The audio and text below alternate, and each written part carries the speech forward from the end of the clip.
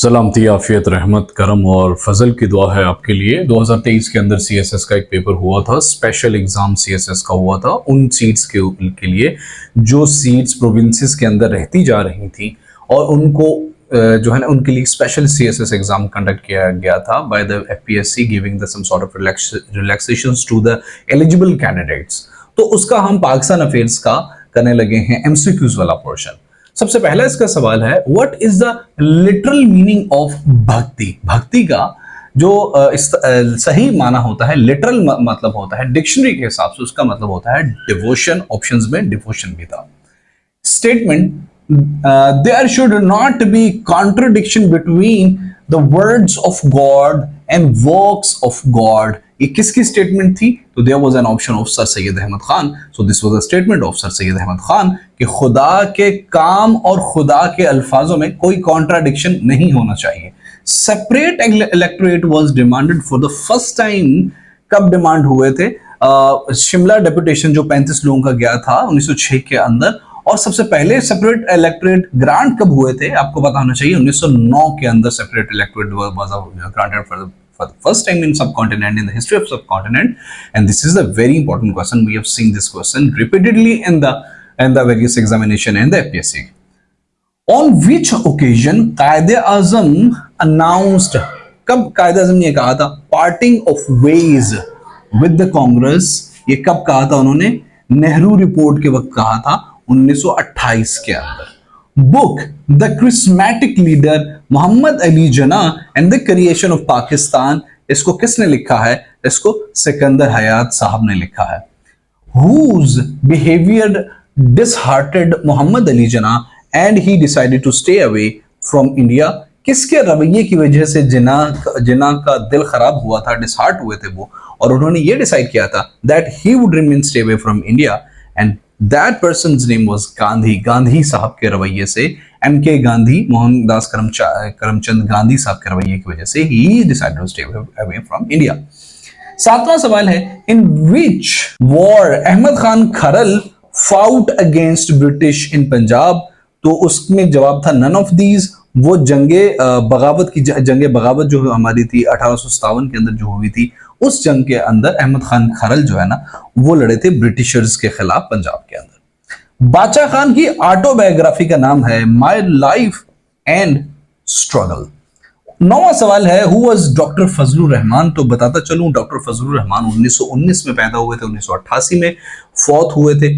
Punjab university से इन्होंने masters किया था, ऑक्सफोर्ड यूनिवर्सिटी से इनकी पीएचडी थी फलसफे के अंदर।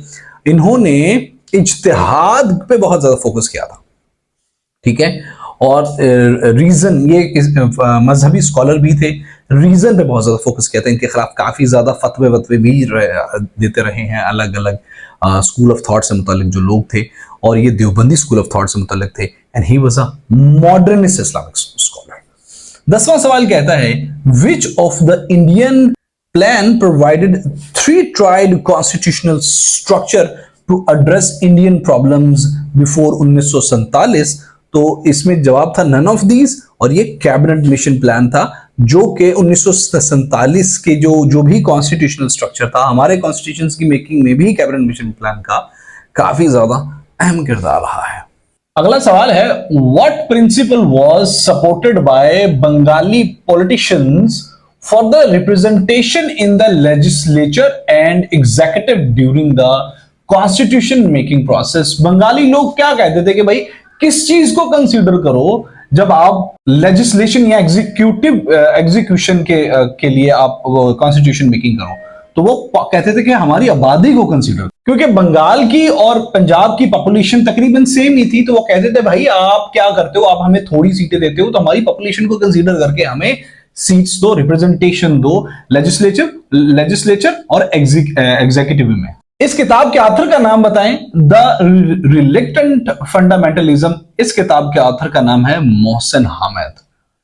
Which country was behind the idea of SAARC, South Asian Association for Regional Cooperation, जिसका हेडक्वार्टर ढाका के अंदर है, और ये 8 ममालिक, साउथ एशियन 8 ममालिक की ये एक तंजीम है, और इसके पीछे, इसको बनाने के पीछे जो कंट्री थी उसका नाम है Bangladesh, and that's why the headquarter is also located in Dhaka.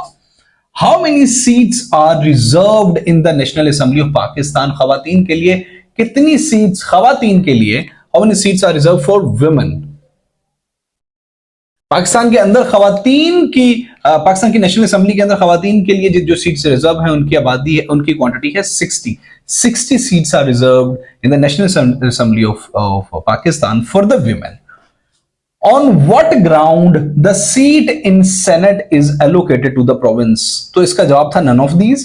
किस ग्राउंड पे सेनेट की सीट्स दी जाती हैं? तो सब जितने भी सूबे हैं सबको इक्वालिटी की ग्राउंड्स पे डिस्ट्रीब्यूशन होती है. none of these इसका आंसर था. What is the status of Council of Islamic Ideology? ये इस चीज का क्या स्टेटस है?